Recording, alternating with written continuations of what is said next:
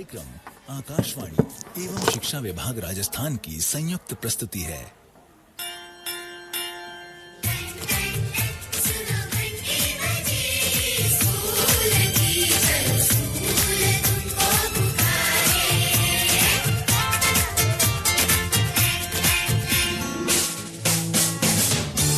मन करता है इन बच्चों पर मन भर खुशी लुटाऊं मैं, जी करता है एक बार फिर से बच्चा बन जाऊं मैं। सभी प्यारे प्यारे बच्चों को नमस्कार। लीजिए हाजिर है हम आपका अपना मनपसंद कार्यक्रम लेकर शिक्षावाणी का आप सफर तय करेंगे आपकी अपनी दीदी समता के साथ। आज हम सबसे पहले आपको सुनाएंगे मीना की कहानी, और मीना की कहानी में आज सुनेंगे कि कैसे जो दीपू है वो बना मॉनिटर।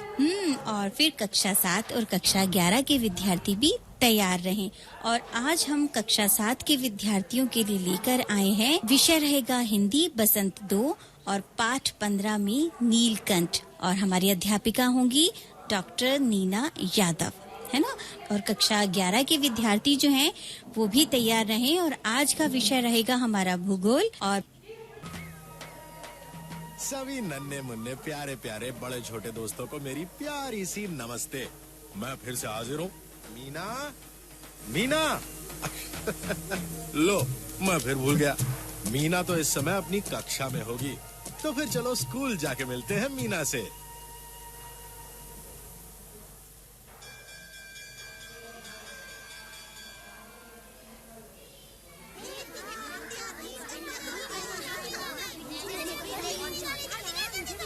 लो, मीना का स्कूल तो आ गया। अरे, मीना की कक्षा का ये लड़का दीपू, ये तो फिर से मोनू को तंग कर रहा है। दीपू, मेरी पेंसिल वापस दो, मैं अपना काम कर रहा हूँ। लेके दिखा, हिम्मत है तो। अरे आजा, ले ले अपनी पेंसिल। देखो, अभी बहन जी आने वाली है और धमकी दे रहा है, शिकायत लगाएगा बहन जी से। लेकिन याद रखना मोनू, बाद में इतना पीटूंगा ना, मुझसे मत उलझ। चल चल भाग यहाँ से। मोनू की आंखों में तो आंसू आ गए। अरे अच्छा हुआ मीना जा रही है मोनू के पास। अरे मोनू, क्या हुआ? तुम रो क्यों रहे हो? कुछ नहीं मीना। लेकिन तुम्हारी आंखों में ये आंसू, किसी ने कुछ कहा तुमसे? नहीं।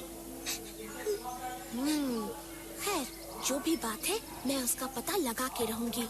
ओहो, ये दीपू तो फिर से मोनू को तंग करने लगा। अबे ओए, ओए मोनू, ये ले तेरी पेंसिल।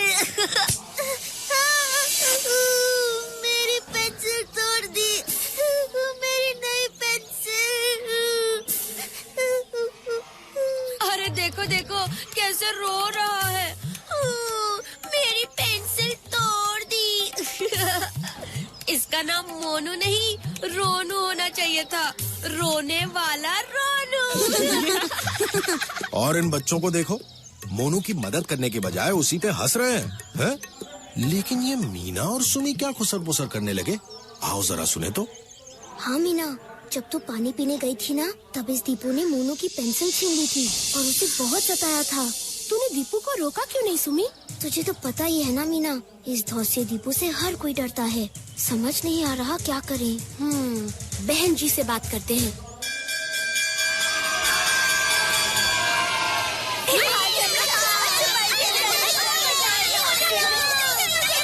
आधी छुट्टी हो गई, लेकिन ये मीना मोनू के पास जाके क्यों बैठ गई? चलो देखते हैं। मोनू, मुझे सुमी ने सब बता दिया है, तुम चलो मेरे साथ। अब कहाँ? बहन जी के पास, हम उन्हें सब बता देंगे। नहीं मीना। लेकिन क्यों मोनू? देखो मीना, दीपू ने मुझसे खुद कहा था कि अगर बहन जी से शिकायत की तो वो बाद में मुझे और सताएगा। ये तो बहुत गलत बात है। अगर तुम्हें बहन जी से शिकायत नहीं करनी तो ठीक है, लेकिन मैंने सोच लिया है कि मुझे क्या करना है। तुम क्या करोगी मीना? दीपू से बात करूंगी। हाँ, लेकिन उसे डरने की जरूरत नहीं है, हमें उसे समझाने की कोशिश करनी चाहिए। मैं जा रही हूँ।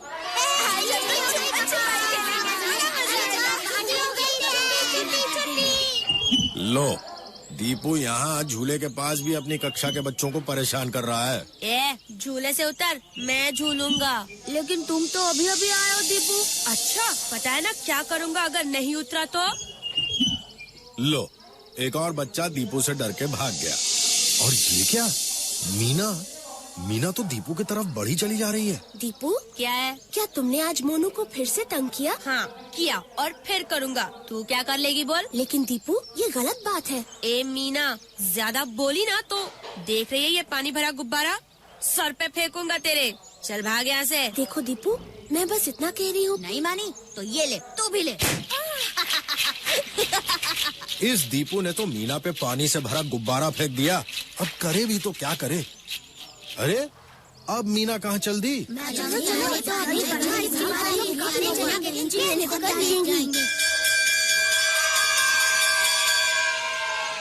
ये मीना सुमी और अपने बाकी दोस्तों के साथ क्या बात कर रही है? चलो चल के देखते हैं। मैंने तुझे मना भी किया था मीना, वो धौसिया है ही एक नंबर का शैतान। तो आखिर हम करें तो क्या करें? मैं बताता हूँ, ध्यान से सुनो। मैं कल अपने बड़े भाई को साथ लेके आऊंगा। जब वो सबक सिखाएगा दीपू को, तब उसे पता चलेगा। नहीं, तुम ऐसा कोई काम नहीं करोगे। बहन जी, आप? हाँ, मैंने सब सुन लिया है। देखो बच्चों, तुम जो तरीका सोच रहे हो वो सही नहीं है। अगर दीपू तुम्हें परेशान कर रहा है तो इसका मतलब ये नहीं कि तुम भी उसके साथ वही करो। इस मुश्किल को सुलझाने के लिए हम दूसरा रास्ता अपनाएंगे। कोई भी धौंस तभी दिखाता है जब दूसरे के मन में डर हो, लेकिन इसका मतलब ये नहीं कि हम ऐसी स्थिति में हिंसा का रास्ता अपनाएं। फिर हम क्या करें बहन जी? देखो मीना, ये बात सिर्फ दीपू के बारे में नहीं है। अगर कभी भी स्कूल में या स्कूल से बाहर तुम्हें कोई भी परेशान करे, सताए, तुमसे झगड़ा करे, तो ये बात तुम्हें बिना डरे अपनी टीचर से या फिर अपने माता पिता से करनी चाहिए। समझे? जी बहन जी। चलो, मुझसे एक वादा करो कि आज के बाद कोई भी बच्चा तुम्हें तंग करे तो तुम मुझे बताओगे, ना कि उससे बदला लेने की बात सोचोगे। ठीक है?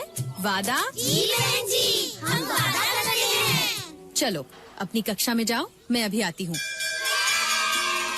प्यारे बच्चों, आज से मैंने अपनी कक्षा में एक नया नियम बनाया है। हर महीने तुम सब में से एक बच्चा चुना जाएगा जो कि होगा कक्षा का मॉनिटर। अब जो भी बच्चा किसी दूसरे बच्चे को तंग करेगा या फिर कक्षा में अगर कोई शोर करेगा तो कक्षा का मॉनिटर मुझे उस बच्चे के बारे में बताएगा। ठीक है? जी बहन जी। तो हमारी कक्षा का पहला मॉनिटर होगा दीपू। अरे, ये क्या? दीपू, यहाँ आओ। जी, मैं? यहाँ आओ, आओ। शाबाश बच्चों, अपने नए मॉनिटर दीपू का तालियां बजा के स्वागत करो। दीपू, आज से तुम्हें कुछ बातों का खास ध्यान रखना होगा, जैसे क्लास में हर बच्चे को सम्मान मिले, कोई किसी को ओए या अबे कह के ना पुकारे, कोई किसी की चीज ना छीने, कोई बच्चा शोर शरारत ना करे। आज से अपनी कक्षा के सभी साथियों की जिम्मेदारी तुम्हारी है। ठीक है? जी बहन जी। बहन जी, हम सब जानना चाहते हैं कि आपने दीपू को मॉनिटर क्यों बनाया? बहन जी, अगर उसने हमें और परेशान किया तो? नहीं बच्चों, ऐसा नहीं होगा। मेरा अनुभव कहता है कि दीपू को हम सबके साथ की जरूरत है। अब तुम्हारा ध्यान रखना उसकी जिम्मेदारी है। जब पूरी कक्षा उसका साथ देगी और तुम उसके दोस्त बन जाओगे तो दीपू को अपने आप एहसास होगा कि उसे तुम पे धौंस दिखाने की जरूरत नहीं है। क्यों? ठीक है ना? जी बहन जी। अरे वाह, अगले हफ्ते ही बहन जी का अनुभव सही साबित हुआ और दीपू पहुंचा मोनू के पास। मोनू, ये मैं तुम्हारे लिए कुछ लाया हूँ। नई पेंसिल। धन्यवाद दीपू। मुझे माफ कर दो मोनू। मैं आज अपनी पूरी कक्षा से ये वादा करता हूँ कि मैं अब किसी को तंग नहीं करूँगा और आप सबका सबसे अच्छा दोस्त बन के दिखाऊंगा। हमारे सबसे अच्छे मॉनिटर दोस्त दीपू के लिए जोरदार तालियां। भाई वाह, मान गए मीना को। तो कैसा लगा आपको मीना से मिलके? मजा आया ना? सरल करे ये सबका जीना, चतुर चपल है अपनी मीना। बड़ा ही मजेदार है। खेलो कूदो, साथ में है पढ़ना जरूरी। मिलते सारे दोस्त यार हैं। स्कूल के बिना तो है जिंदगी अधूरी। अरे वाह मिट्टू, ये तो अपनी नई कविता है।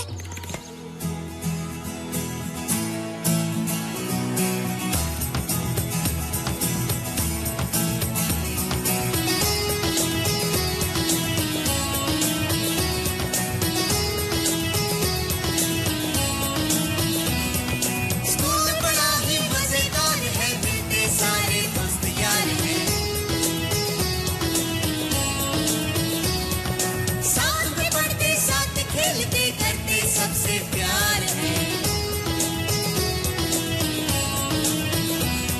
स्कूल बड़ा ही मजेदार है, मिलते सारे दोस्त यार हैं। साथ में पढ़ते, साथ खेलते, करते सबसे प्यार है।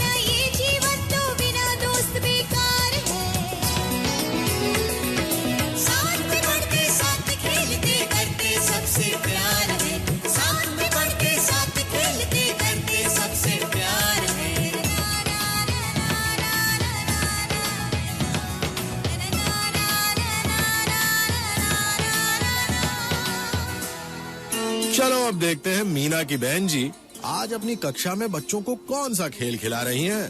प्यारे बच्चों, आज हम खेलेंगे कौन बोला बोल। ये है टेप रिकॉर्डर और इस टेप रिकॉर्डर पे आज मैं आप सबको सुनाऊंगी कुछ आवाजें। आपको पहचानना होगा कि वो एक आवाज कौन सी है जो बाकी सभी आवाजों से अलग है। ठीक है? जी बहन जी। तो सबसे पहले सुनो ये आवाज। बकरी। सही पहचाना। और ये आवाज? मुर्गा। ठीक कहा मीना। और ये? शेर। बिल्कुल सही। तो अब सुनो ये आवाज। गाय। तो इनमें से कौन है वो जानवर जो बाकी सबसे अलग है और एक ही समूह में सबके साथ नहीं आ सकता? बहन जी, सभी एक ही समूह के हैं क्योंकि सबकी 4 टांगे जो हैं। गलत जवाब दीपू। मुर्गे की तो 2 ही टांग है। अब बताओ क्या है जवाब? बहन जी, मुझे पता है, शेर, क्योंकि वो है जंगली और मुर्गा, बकरी और गाय है पालतू। सही जवाब रानो। शाबाश। क्यों बच्चों, मजा आया? जी बहन जी, बहुत मजा आया। तो आपको भी मजा आया ना दोस्तों? तो फिर मिलते हैं एक नई कहानी और एक नए खेल के साथ।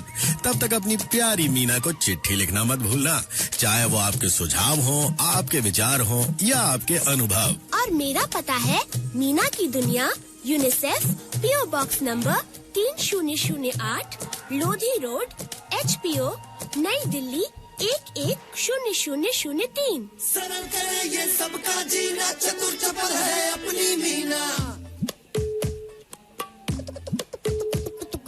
अंग्रेजी या ताता भिन्ना हो, पहाड़े या हो गिन्ना, कैसे भी हो कठिन सवाल, मीना कर दे सब खुशहाल। पढ़ो पढ़ाओ, खेलो गाओ, सरल करे ये सबका जीना, चतुर चपल है अपनी मीना। बच्चों, अभी आप सुन रहे थे मीना की कहानी और हमारी कहानी का विषय था टीपू बना मॉनिटर। भाई वाह बच्चों, मजा आया ना? देखा कैसे मीना की बहन जी ने किस तरीके से बड़े ही प्यार से दीपू को सही रास्ता भी दिखाया और उसको ये समझाया कि किस तरीके से हमें किसी भी बच्चों को तंग नहीं करना चाहिए, हमें किसी के साथ लड़ाई झगड़ा नहीं करना है, बड़े प्यार के साथ अपने को शिक्षा ग्रहण करनी है और अपनी अध्यापिका का कहना मानना है। कक्षा 7 के विद्यार्थी बिल्कुल तैयार हो जाएं। हिंदी विषय बसंत आज हम पढ़ेंगे पाठ 15 से नीलकंठ। प्रस्तुति लेकर आ रही हैं डॉक्टर नीना यादव। तो भाई बच्चों जल्दी से अपने नोटबुक खोल लीजिए और अपनी कॉपी भी निकाल लीजिए ताकि जो मैडम बताएंगी उन्हें आप नोट भी करते चलें, है ना। तो चलो फिर सुनते हैं। नमस्कार प्यारे बच्चों, कैसे हैं आप? आशा है आप सजग और सचेत होंगे क्योंकि आज पूरा विश्व कोरोना नामक महामारी की चपेट में है। दवाइयों तथा सरकार के निर्देशों की पालना कर इससे पार पाया जा सकता है। राजस्थान सरकार के द्वारा भी भरसक प्रयत्न किए जा रहे हैं। टीकाकरण व चिकित्सीय सुविधाएं उपलब्ध कराकर तथा पढ़ाई के लिए भी स्माइल, हवा महल तथा शिक्षा दर्शन और शिक्षावाणी कार्यक्रम चलाकर सरकार ने बालकों को शिक्षा से जोड़कर रखा हुआ है। बच्चों, शिक्षा व संस्कार व्यक्ति को आत्मनियंत्रण सिखाते हैं। इसके साथ ही सदाचरण, नैतिकता, ईमानदारी, शुचिता आदि गुण भी महत्वपूर्ण हैं। इन गुणों को यदि देखा जा सकता है तो वह है दूसरों की भलाई। व्यक्ति को न केवल मानव अपितु पशु पक्षी तथा पेड़ पौधों की भलाई के लिए भी कार्य करना चाहिए। ये बेजुबान भलाई का बदला भलाई से ही देते हैं। प्रेम से तो शेर जैसे हिंसक पशु को भी अपना बनाया जा सकता है। यदि किसी मानव शिशु को प्रारंभ से ही जंगली जानवरों के मध्य छोड़ दिया जाए तो वह वैसा ही हिंसक बन जाता है तथा किसी जंगली जानवर को किसी सज्जन के पास रखा जाए तो वह अपने पाशविक वृत्तियों से दूर हो जाता है। बच्चों, इसी प्रकार की अनुभूति का एहसास कराते हैं लेखिका महादेवी वर्मा के रेखाचित्र। आप सोच रहे होंगे कि ये रेखाचित्र क्या होते हैं। रेखाचित्र शब्द अंग्रेजी के स्केच शब्द का हिंदी रूपांतरण है। जैसे इसमें रेखाओं के माध्यम से किसी व्यक्ति या वस्तु का चित्र प्रस्तुत किया जाता है, ठीक वैसे ही रेखाचित्र में शब्द रेखाओं के माध्यम से किसी व्यक्ति के व्यक्तित्व को उसके समग्र रूप में प्रस्तुत किया जाता है। ये व्यक्तित्व प्राय वे होते हैं जिनसे लेखक किसी न किसी रूप में प्रभावित रहा है। अर्थात रेखाचित्र किसी व्यक्ति, वस्तु, घटना या भाव का कम से कम शब्दों में मर्मस्पर्शी, भावपूर्ण व सजीव अंकन है। महादेवी वर्मा की गद्य कृति मेरा परिवार, जिसमें पशु पक्षियों के रेखाचित्र बहुत ही मर्मस्पर्शी शैली में प्रस्तुत किए गए हैं। गिल्लू गिलहरी, सोना हिरनी, दुर्मुख खरगोश, गोरा गाय, नीलू कुत्ता, निक्की नेवला, रोजी कुत्ती, रानी घोड़ी तथा नीलकंठ मोर। इन रेखाचित्रों में महादेवी वर्मा की संवेदना का प्रसार विरल है। उन्होंने पशु पक्षियों को भी माँ की ममता दी है। इन पशु पक्षियों को लेखिका ने पाला पोसा है, बीमार होने पर उनकी देखभाल की है, उनके दुख में व्यथित भी हुई हैं तथा उनके हर्ष में पुलकित भी हुई हैं, उनके संयोग में प्रसन्न भी हुई हैं तथा उनके वियोग में खिन्न भी। इस प्रकार इस कृति के द्वारा महादेवी वर्मा जी ने पशु और पक्षियों को व्यक्तित्व प्रदान किया है। नीलकंठ मोर महादेवी वर्मा ने अपने रेखाचित्र द्वारा ये साबित कर दिखाया है कि न केवल अपनी सुंदरता बल्कि अपने स्वभाव के कारण मोर राष्ट्रीय पक्षी होने का अधिकारी है। तो बच्चों, आज हम कक्षा 7 की हिंदी की पाठ्य पुस्तक बसंत भाग 2 के पाठ 15 नीलकंठ रेखाचित्र का अध्ययन करेंगे, जो कि महादेवी वर्मा द्वारा रचित गद्य कृति मेरा परिवार से लिया गया है। नीलकंठ रेखाचित्र महादेवी वर्मा के पशु पक्षियों के प्रति प्रेम व सेवा की भावना को व्यक्त करता है। नीलकंठ, राधा और कुब्जा पात्रों के माध्यम से लेखिका ने इनके प्रेम, ईर्ष्या व जलन की भावना को साकार रूप दे दिया है। राधा का विरह मन को जहाँ उद्वेलित करता है, वहीं कुब्जा द्वारा नीलकंठ की प्रताड़ना हृदय में अजीब टीस उत्पन्न करती है। इस प्रकार मोर के स्वभाव, व्यवहार और चेष्टाओं को विस्तार से बताया गया है। लेखिका लिखती है कि एक बार वे अपने किसी अतिथि को स्टेशन पहुंचाकर लौट रही थी कि अपने स्वाभाविक पक्षी प्रेम के कारण चिड़िया वाले मियाँ की दुकान पर चली गई। वहां से मोर मोरनी के 2 बच्चे ले आई। यहाँ पर लेखिका ने चिड़िया वाले मियाँ जी के व्यक्तित्व का वर्णन भी इस प्रकार किया है कि मियाँ जी की किसी भी पक्षी को बेचने की तकनीक ऐसी है कि जब तक उनसे कुछ खरीद नहीं ले वह तब तक पीछा नहीं छोड़ते। वह अपनी कीमत के साथ साथ अपना कमीशन भी निकाल लेते हैं और एक बार वहां जाने पर कुछ न कुछ अवश्य ही लेना पड़ता है। लेखिका दोनों पक्षी लेकर जब घर पहुंची तो उन तीतर जैसे दिखने वाले पक्षियों को देखकर सबने कहा वे मोर की जगह तीतर ले आई हैं और दुकानदार ने उन्हें ठग लिया है। यह सुनकर लेखिका ने चिढ़कर दोनों पक्षियों को अपने पढ़ने लिखने वाले कमरे में रख लिया। दोनों पक्षी उनके कमरे में आजादी से घूमते रहे। जब वे लेखिका से घुल मिल गए तो लेखिका को ऐसा प्रतीत होने लगा कि वे लेखिका का ध्यान अपनी ओर खींचने की भरसक कोशिश करते व अलग-अलग हरकत करते रहते हैं। जब वे दोनों बड़े हुए तो लेखिका ने उन्हें अपने कमरे से निकालकर अन्य पशु पक्षियों के साथ जाली घर में पहुंचा दिया। जाली घर में अन्य पशु पक्षियों ने उनका स्वागत किसी नववधु के आगमन की तरह उछल कूदकर प्रसन्न होकर किया। धीरे धीरे दोनों बड़े होने लगे और सुंदर मोर मोरनी में बदल गए। आगे लेखिका उनकी सुंदरता का वर्णन करते हुए लिखती है कि मोर के सिर की कलगी बड़ी और चमकीली हो गई थी, चोंच और तीखी हो गई थी, गर्दन लंबी और नीले हरे रंग की आभा की थी, पंखों में चमक आने लगी थी, गोल आंखों में इंद्रनील की नीलाभ द्युति छलकने लगी, पूंछ लंबी हुई और उनके पंखों पर चंद्रिकाओं के इंद्रधनुषी रंग बिखरने लगे। पैर रंग रहित थे किंतु उनकी गर्वीली गति ने उन्हें एक नई गरिमा प्रदान कर दी थी और उसकी भावभीनी क्रियाओं ने सबका मन मोह लिया था। मोरनी का विकास मोर के समान चमत्कारी नहीं था किंतु उसकी धूप छाई गर्दन, हवा में चंचल कलगी, पंखों की श्याम श्वेत पत्रलेखा, मंथर गति आदि से वह भी मोर की उपयुक्त सहचारिणी होने का प्रमाण देने लगी थी। नीलाभ गर्दन के कारण मोर का नाम रखा गया नीलकंठ और उसकी छाया के समान रहने के कारण मोरनी का नामकरण हुआ राधा। लेखिका को स्वयं भी पता नहीं चला कि कब नीलकंठ ने अपने आप को चिड़ियाघर का निवासी, जीव जंतुओं का सेनापति और संरक्षक नियुक्त कर लिया है। सभी के भोजन का ध्यान रखना, उनकी रखवाली करना, यदि किसी ने कोई गड़बड़ की तो नीलकंठ अपने तीखे चंचू प्रहार से उन्हें दंड देने दौड़ने लगता। खरगोश के छोटे बच्चों को कान से पकड़कर अपनी चोंच में लटकाए रखता। इससे कभी-कभी उनका कर्णवेध संस्कार भी हो जाता था, अर्थात उनके कानों में छेद भी हो जाते थे। ऐसा करने के कारण कोई भी उसे क्रोधित होने का अवसर नहीं देता था। दंड विधान के साथ-साथ उसका प्रेम भी असाधारण था। वह अपने पंख फैलाए बैठ जाता और सभी उसके पंखों पर खेलते रहते। एक बार एक सांप जाली घर के भीतर घुस आया। बाकी सब जानवर तो बच गए किंतु एक खरगोश का बच्चा सांप की पकड़ में आ गया तथा सांप ने उसका आधा पिछला शरीर मुंह में दबा लिया। डर की वजह से शिशु खरगोश की चीख भी मन स्वर में निकल रही थी जो किसी को भी सुनाई नहीं दी, किंतु नीलकंठ ने उसे सुन लिया और तेजी से आम के वृक्ष से उतरकर उसने सांप के फन को अपने पंजे से दबाकर अपनी चोंच से इतने प्रहार किए कि सांप अधमरा हो गया और उसके 2 टुकड़े हो गए। शिशु खरगोश उसके मुंह से निकलकर निश्चेष सा पड़ा रहा। तब नीलकंठ रात भर उसे अपने पंखों के नीचे रखकर उष्णता देता रहा। मोर के स्वभाव और रूप को देखकर ही कार्तिकेय भगवान ने मोर को अपने युद्ध वाहन के रूप में चुना होगा, ऐसा प्रतीत होता है। मेघों की सांवली छाया में इंद्रधनुष के गुच्छे जैसे पंखों को मंडलाकार बनाकर जब वह नाचता था तब उस नृत्य में एक सहजात लय ताल रहता था।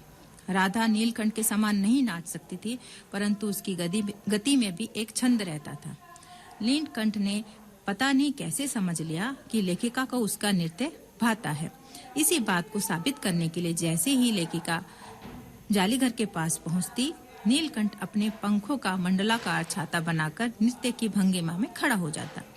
इसी प्रकार नृत्य क्रम बनाकर और कभी देसी विदेशी अतिथि आने पर भी यही क्रिया दोहराता। इससे अतिथि भी विस्मयभूत हो जाते। कई विदेशी महिलाओं ने उसे परफेक्ट जेंटलमैन की उपाधि दे डाली थी। इसी प्रकार अपने रेखा चित्र में लेखिका ने नीलकंठ की समझदारी की बात भी बताई है कि नुकीली पैनी चोट से भयंकर विषधर को खंड खंड करने वाला नीलकंठ उसी चोंच से लेखिका की हथेली पर रखे भुने चने को ऐसी कोमलता से होले होले उठाकर खाता जिससे लेखिका को हंसी भी आती और विस्मय भी होता था। नीलकंठ और राधा की सबसे प्रिय ऋतु वर्षा ऋतु थी। मेघों के उमड़ आने से पहले ही वे बरसात के आगमन को समझ लेते और तन्मय होकर नृत्य करना आरंभ कर देते। मेघ जितना गरजते उनका नृत्य उतना ही वेग पकड़ता जाता। नृत्य के बाद दोनों एक दूसरे के पंखों की टपकने वाली बूंदों को अपनी चोंच से पी पी कर एक दूसरे के पंखों के गीलेपन को दूर करते। एक दिन लेखिका बड़े मियाँ की दुकान से एक घायल मोरनी को खरीद लाई और उसके पैरों की मरहम पट्टी की। मरहम पट्टी के बाद भी वह लंगड़ाकर चलने लगी तो लेखिका ने उसका नाम कुब्जा रखा। अपने नाम के अनुरूप ही वह स्वभाव से कुब्जा ही प्रमाणित हुई। नीलकंठ और राधा को साथ देखते ही वह उन्हें मारने दौड़ती। चोंच से मार मार कर उसने राधा की कलगी नोच डाली, पंख नोच डाले। वह नीलकंठ के साथ रहना चाहती थी, वह उससे दूर भागता था। उसकी किसी भी जीव जंतु से मित्रता नहीं थी। इसी दौरान राधा ने 2 अंडे दिए जिन्हें वह अपने पंखों में छिपाए बैठी रहती थी। पता चलते ही कुब्जा ने चोंच मारकर राधा को दूर ढकेल दिया और अंडे फोड़कर सब ओर छितरा दिए।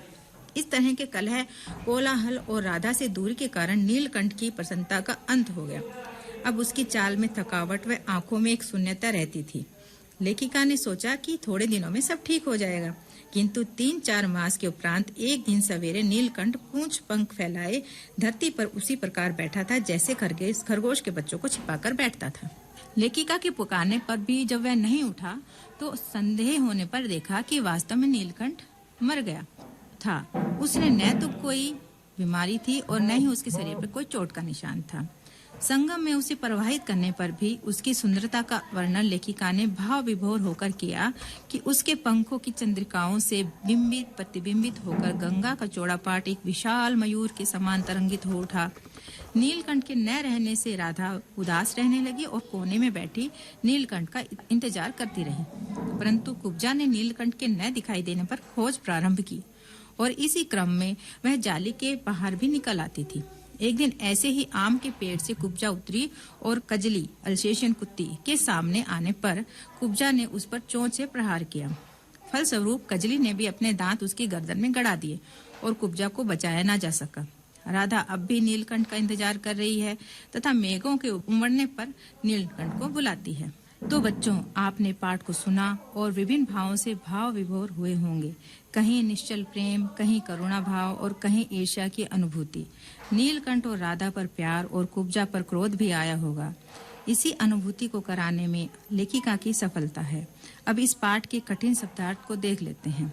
चिड़ी मार, पक्षियों को पकड़ने वाला, बहरा, बार बार, शावक, बच्चा, अनुसरण, पीछे पीछे चलना, आविर्भूत, प्रकट, नवागंतुक, नया नया आया हुआ, मारजारी, मादा बिल्ली, सघन, बहुत घनी, बंकिम, टेढ़ा, नीलाभ, नीली आभा, गिरवा, गर्दन, भंगिमा, मुद्रा, द्युति, चमक, उद्दीप, चमकना, श्याम, सांवला, मंतर, धीमी, चंचू प्रहार, चोंच से चोट करना, आत्र करंदन, दर्द भरी आवाज में चीखना, व्यथा, पीड़ा, निश्चेष्ट, बेहोश होना, उष्णता, गर्माहट, अधर, बीच में, कार्तिकेय, शिवपुत्र, विस्मय विभूत, हैरानी से भरा, पुष्पित, फूलों से, मंजरियां, नई कोपलें।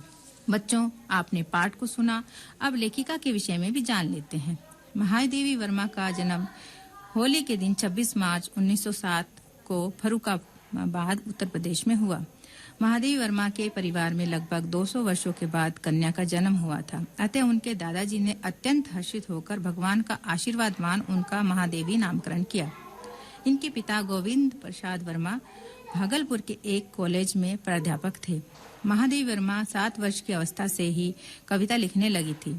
सन 1925 तक उन्होंने मैट्रिक परीक्षा उत्तीर्ण की तथा तब तक वे सफल कवयित्री के रूप में सफल हो चुकी थी तथा विभिन्न पत्र पत्रिकाओं में इनकी कविताओं का प्रकाशन होने लगा था।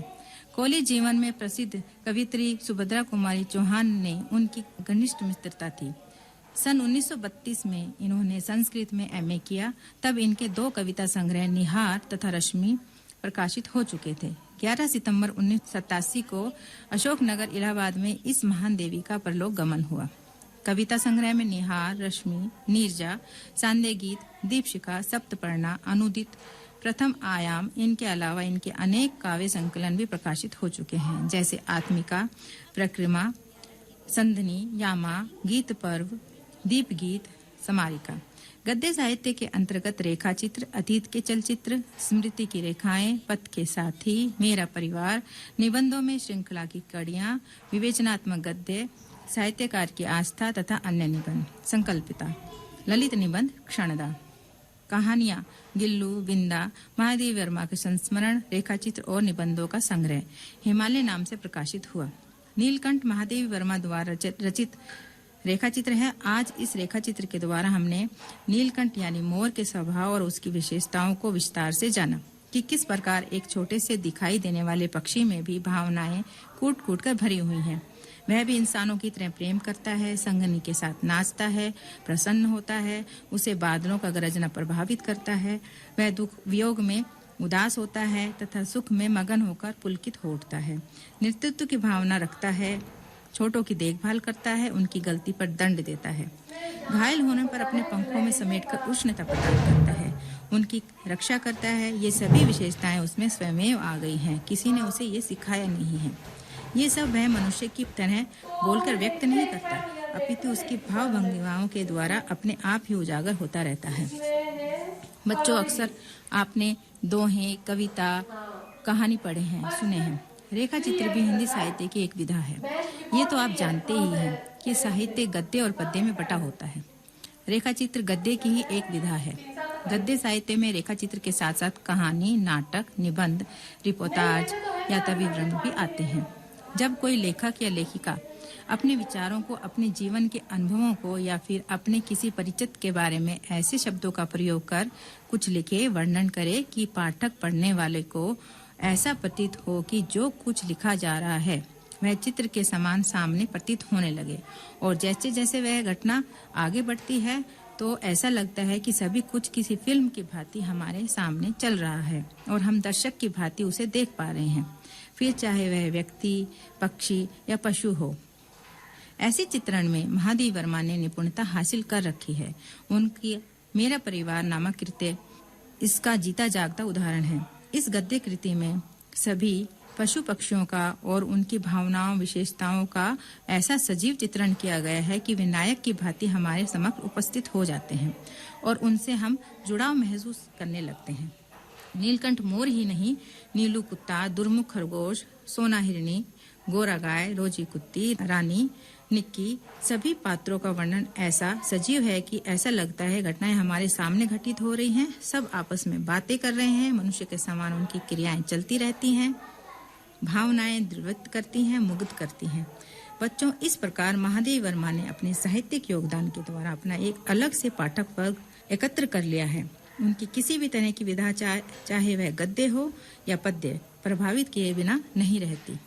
कक्षा 7 के विद्यार्थी ने सुना हिंदी विषय का बसंत 2 से पाठ 15 का नीलकंठ, और हमारी अध्यापिका जो प्रस्तुत करने आई थी वह थी डॉक्टर नीना यादव और इसकी समीक्षक थी दीपिका त्रिवेदी।